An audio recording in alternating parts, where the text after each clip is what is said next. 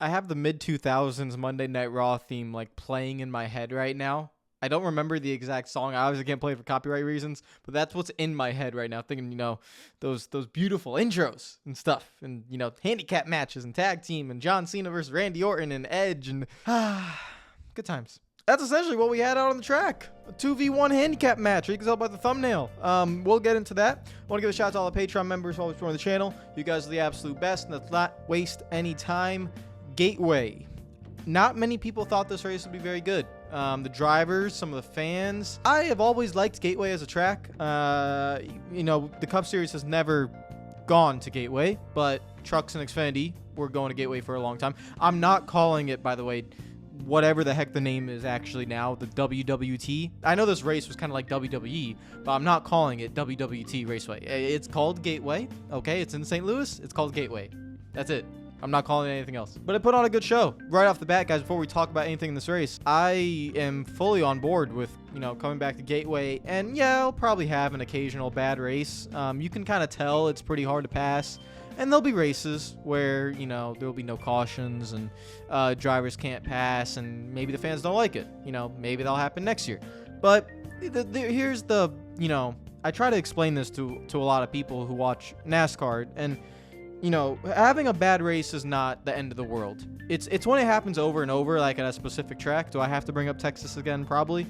But, that's when you can actually make a change, when it happens at the same place over and over. But in all of motorsports, Formula One, NASCAR, anything you want to talk about, there will always be boring races. But how you make a race really good is there's like one key ingredient, honestly, is that it has to be hard to pass, but it can't be impossible to pass. And it's a very fine line. I think Martinsville is the best track that showcases this, even though Martinsville did not have a good race this season. It was a very poor race, probably because the car has some issues at the short tracks. But Martinsville usually, 9 out of 10 times, is a fantastic race because it's hard to pass, but it's not impossible to pass. It entices contact, but you can race clean if you want. It entices good overtakes, but you can kind of get mad at people. That's kind of what Gateway did today. And, I know a lot of the drivers were kind of hesitant, saying it was a track position race. And yes, it was a track position race. Let's put that very clear. You need a track position. It was hard to pass. But it wasn't like, you get into the wake of another driver and you just slide right up the track. It wasn't like that. It wasn't like a dirty air issue. It's just that with this car, for some reason at Gateway, the bottom was just not as, like, it was just, both lanes were honestly even. So it just made it really difficult to pass on the bottom, because if both lanes are even, then you have to run the bottom and you don't have the room coming up off the corner. You're essentially losing a 10th right there, so it makes it really hard to pass. But it didn't make it impossible. And it also created some frustrations. So I think that's a good segue to lead into the main story of this race, which all you guys probably wanting to hear my opinion on, or not. I'm not important, let's put it that way, which is why you guys should leave your comments down below. Leave your comments down below. Let me know what you thought of this incident and the race in general. But Denny Hamlin and Ross Chastain. So it started early in the race. Chastain was behind Hamlin for multiple laps, and this is exactly what I'm talking about. Hamlin was running the top. Chastain was trying to pass him on the bottom. It's very difficult, right? Because you want to pass them, but the lanes are even, and you just can't really make that pass. It's not impossible, but it's just very difficult. We saw Joey Logano come through the field, and we'll talk about Logano later, but he won the race. He made passes. There's a certain way you have to make them, but again, not impossible. You saw guys be able to move the field and stuff like that. But Denny Hamlin was fast. Chastain was fast. So you take two fast cars, and it's going to be a little bit difficult to pass. And Chastain's running behind, and he just gets frustrated and just punts him. I mean, it's just that simple. He punts him. Now, before we get any further, Ross Chastain, in his post-race interview, took it completely on the chin, looked distraught and really annoyed, and said he raced like an idiot. Well, I don't think he said he raced like an idiot, but he knew he didn't race well. He just kept running into people, and he kept making the same mistakes. So just for context, he completely owned up to everything, completely apologized, and said everything that happened to him on the track, he got what he deserved, essentially. So I just want to put that out there. Credit to Ross Chastain for owning up to it, because that's it is what he did. And Chastain's aggressive, but we don't usually see Chastain just randomly punt people. That's not really what he does. He's aggressive, don't get me wrong, but he doesn't just randomly punt people. So he punts Denny Hamlin, just sends him straight into the wall. Denny Hamlin didn't really say anything on the radio afterwards, so you know, no one really knew what was really going to go on. But I think the toe link broke on Hamlin's car, and his car is all messed up, and you know, they couldn't get it back fixed. But he was able to go minimum speed. So we carry around, and Hamlin waits on Chastain, but doesn't wreck him. He kind of just runs him all the way to the bottom, and you know, holds him up, makes him scared, and then lets him go. Then NASCAR race control calls in. Well, the tower, whatever you want to say. And they just say, like, they talk to the 11 team. They're like, hey, we think your driver's made his point. And Denny Hamlin goes, haha, yeah, right. And so Chastain comes around again, and this time Hamlin, again, instead of wrecking him, Hamlin is just parking his car. And Chastain is scared. So it's actually nice to have the context after the race, because during the race, you're not sure if Chastain, you know, on purposely dumped him or what. You don't know Chastain's mentality. But once you get the context of Chastain knew he messed up, well, Ross was really careful. He was like, do I go high? No, I don't want to go high because it'll put me in the wall. So I got to go low, but I have to wait for an opening. So he just ends up, this happens like 3 to 4 times, where Chastain just can't get around Hamlin. Hamlin just keeps holding him up, but not actually wrecking him. It was like the best example I can make of this is like, you know, have you guys seen the new Batman movie where the criminals are in the alleyways and they see, like, they look down a dark alley and it's not Batman, but they look up in the signal and they see the signal there, or they look up in the sky and they see the Batman signal? Well, it's like they were just mentally afraid. They were like, I got the shivers, I'm going to run away. Well, Chastain was just kind of afraid because he didn't really know what Hamlin was going to, like, if I go to the outside, is Hamlin just going to put me in the wall? Like, I have to be really careful. So, and it just happened every time. Every time Chastain goes around the track and Hamlin is there, every single time Hamlin would just try to park his car there, not wreck him, not even touch him, just park his car in certain places, make him lose time, scare him a little bit. And I've never seen that before. I think one of you guys on Twitter told me that in 2000 that Dale Earnhardt Jr. did it to Kurt Busch. I was 3 years old. Also, was Kurt Busch even in the Cup Series? Was Dale Earnhardt Jr. even? Yeah, Jr. was, but yeah, I don't even know what series that was. Maybe that was the Nationwide / Busch / Xfinity Series. But yeah, I've never seen, you know, during a race, this kind of, you know, scare tactic or just hold someone up. It was like what Chase Elliott did to Kevin Harvick at Bristol, but for an entire race. And Chase Elliott was still fast enough to actually kind of stay in front of Harvick. Hamlin was destroyed. So Hamlin would just take his destroyed race car and just, you know, try to park it on Chastain. And then this is where, you know, Chase Elliott comes, you know, down the ring and he joins in on the 2v1 handicap match. Chastain on a restart, kind of just, I know some people say Chastain got squeezed, but Chastain put his car in that position and he essentially turned Elliott. And so then fast forward to the next restart, Elliott is right behind Chastain and Hamlin's right in front. And Hamlin's still doing the same thing he's been doing all race. He's parking his car. So Hamlin is trying to, you know, eye Chastain, and Elliott just shoves Chastain into turn 1. I mean, just shoves him in there. Then moves him out of the way, right? Chastain's by the wall, and good old Denny Hamlin, who's just a damaged race car, just goes right up to the wall. I don't even think he ever made contact. Again, he just goes right to him and just kind of scares him and then goes back around. And so now you have a 2v1 situation.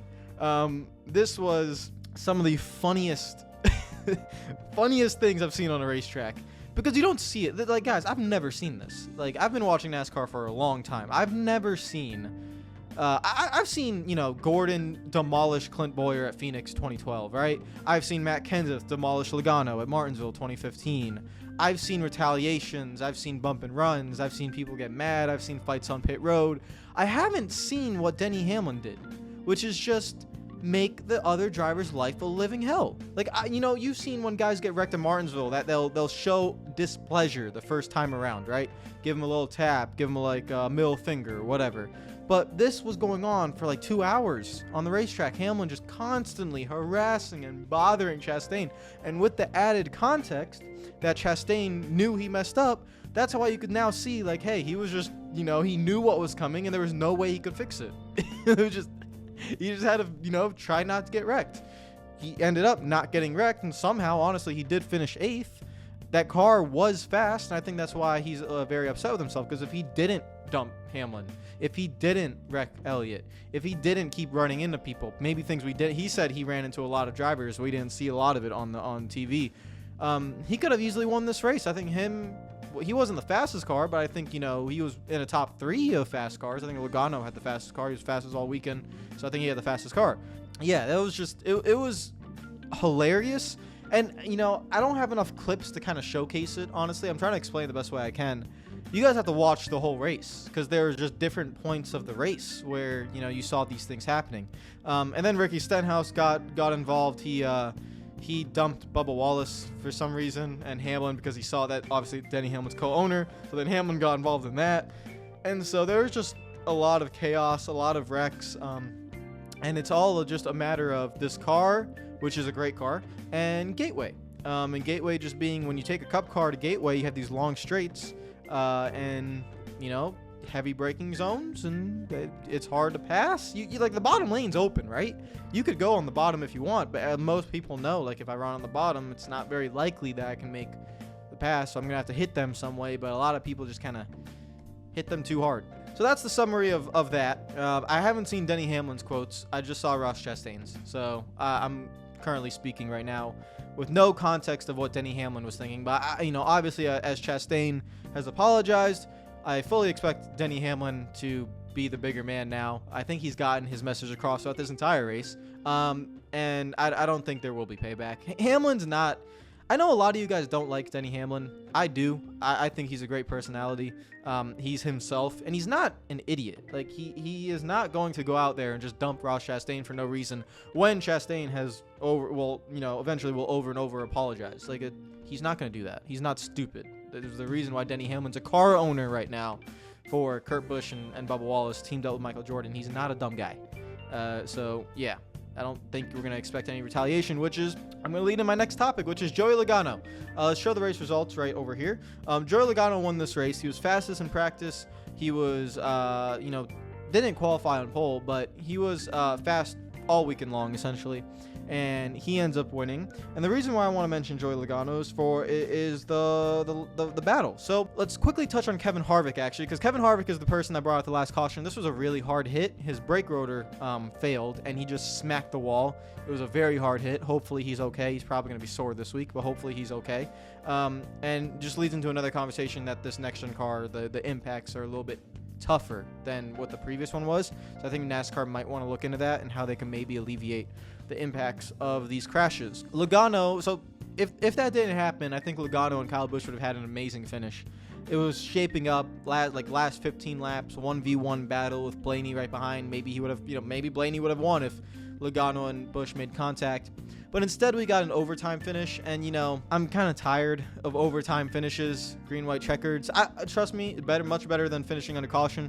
But I'd love to see a race, final 20 laps in a 1v1 battle, how that would play out. Logano was inching closer and closer, and then with 5 to go, the caution came out. I would have loved to see how that played out, because I think it would have been harder for Logano to make the pass under those circumstances than the green, white, checkered. So that was a little bit unfortunate, just as a neutral. I really wanted to see that battle, but it is what it is. As the green, white, checkered happens, then it just comes into a slide job show. Logano was the first one. He pulled it off. So then Kyle Busch is on the inside on the backstretch, but he drove it in too deep, slid up, missed his mark, and that's how Logano won the race. So it's as simple as one driver executes the slide job the right way, and the other driver doesn't. That was the race. It was really clean racing, really good racing, and I would have loved to see it play out the last 20 laps without that caution. But I mentioned that because Joey Logano, here's my thing about, like, some of you guys think I hate Logano, which I don't. I think he's a little bit of a, personality-wise, a little bit of a, he's a little weird. I'm not going to say I don't like him, but he does things sometimes that for his age and his maturity are just quite stupid. Like, he doesn't see the bigger picture. But in this race, the reason why I'm hard on Joey Logano for punting William Byron or for cutting into fights with Tony Stewart, Denny Hamlin, Jeff Gordon, William Byron, Chase Elliott, Kevin Harvick, Kyle Busch, like all those guys I named, Joey Logano's gotten into fights or arguments with. Probably more that I missed out on. Alex Bowman, I think, is one as well. Like, you can race, like, you're so talented. You can race clean, and you can win. And you saw, like, in his post-race interview, Logano was very happy. He was like, I raced against one of the best in Kyle Busch. We raced clean. We won. Thank you. Like, you can race clean. And why that's important is because you can win the championship like that. Because if you don't piss anyone off, it gives you substantially a better chance of winning the championship. This goes right to Ross Chastain too. This is why Chastain has to apologize and not run into people. Because guys, like if anyone's forgotten, the championship is decided in one race, and anyone can take it away from you. They really can. No one's gonna like stop a driver from getting payback in the final race, or you're on the cut line in the round of 8 and you get taken out for something you did earlier in the season.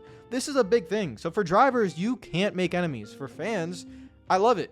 I love it. I love the fights and the tempers and stuff. I love it. As a neutral, I always want it. But from a driver's perspective, if I was a driver, I would try not to make enemies with anyone, especially guys that I know I'll be racing with for a championship. And if you make enemies, and Logano learned this, Logano was the fastest car in 2015. Go rewatch those playoffs. He was the fastest. He didn't get into the championship 4. Why? Enemies. Kenseth obliterated him at Martinsville, took him out, and he couldn't make it to the final race. Okay? So Logano has first-hand experience with this. So don't make enemies. I want to see Logano race clean and keep winning races like that. That was very nice. This is carrying on a little bit, so I'm going to try to, end it a little bit, let's summarize this real quickly. Kyle Busch getting better. I still want him to win a little bit more, but getting better. Good run for Kyle Busch. And quick note, this track is also very similar to Phoenix, so just keep an eye on the top 5 results here, because these guys could very well. I know Phoenix is very far away, and the setups will change, and the cars will change, but a lot of the teams were saying that Gateway is very similar to Phoenix in terms of setups, so just keep an eye on that if the champion at Phoenix ends up being like Logano or Kyle Busch, because they were both very fast, or Ross Chastain, because Chastain was fast as well. Kurt Busch in 3rd, doing a great job this season. Exceeding my expectations. He already has a win, got 3rd place here, could have won again. I like what Kurt Busch is doing. Ryan Blaney still has not won this season, still showing speed, still needs a little bit more to win. Eric Almirola with a very, very good top 5 finish. Martrix Jr. in 6th, could have done better, was running up towards the front, leading, trying to win, but ended up falling back a little bit. Eric Jones with a really good run in 7th. Very underrated performances this season. Hopefully he keeps it up. I'll talk about him later on this season if he keeps doing that. Chastain, I think we've already mentioned him. He finishes in 8th. Christopher Bell in 9th. AJ Allmendinger, after winning in Portland in one of the craziest Xfinity races I've ever watched, where I think you can kind of see the talent gap in Xfinity and Cup, because those Xfinity guys just kept wrecking over and over and over and over. They just never learned. But AJ Allmendinger, great driver. Wins in Portland in the Xfinity Series, comes over, gets a top 10 for Kaulig Racing. Austin Cindric finishes in 11th. Kyle Larson in 12th. Alex Bowman 13th. Tyler Reddick, who actually had a spin coming off of turn 2. I think he had a flat tire again. Did he have a flat tire? Not entirely sure, but yeah, the tire situation as well. My God. Tire situation. Those left rear tires are really annoying now, aren't they? Shout out Michael McDowell in the 34. He was leading in stage 2 after all the chaos. And also shout out Zane Smith, first ever Cup start, and he gets a 17th place finish. Pretty good. Replacing Chris Buescher, because Buescher was out for illness reasons. And I mean, for your first Cup race, I don't think you can complain for 17th. A lot of people rate Zane Smith. I rate him as well. I still think he needs more experience in the lower series, but for your first Cup start to get a top 20, that's very good, seriously. And he beat his teammate. Keselowski finished in 20th. So just seriously, very good job by him. William Byron in 19th. Chase Elliott 21st. Hendrick cars just missed the setup. Nothing to talk about the Hendrick guys. They just missed it. So they need to get better. And that is going to be it for me. Guys, let me know in the comments below what you thought of this race. For me, I loved it. Honestly, I'm at the point where Gateway could be in the playoffs. I mean, literally any track can replace Texas. So let's not like say, Gateway deserves to be in the playoffs. I mean, any track, anything in this country should be in the playoffs ahead of Texas Motor Speedway. But this was just a really good race. I am fully aware it can have boring races in the future, but for now, Gateway, not Worldwide Technology Raceway, Gateway, that's its name, put on a good show. It was a packed house, a true sellout crowd. That was actually a sellout. You know when they say sellout crowd, but it's not a sellout crowd? That was a sellout crowd. 100%. Every seat there was filled. So everyone in that part of the country got their Cup race, and I'm very happy for them. And hopefully they had a good one. I'm going to give the race a 9.4 out of 10. I would have given it a 9.6 if it went green at the end without that caution. But because that did not happen, I'm giving it a 9.4. Where am I taking off the other 0.4 points? I have no idea. I just can't give it a 10 because giving a race a 10 has to be very special, you know? Has to be a special race.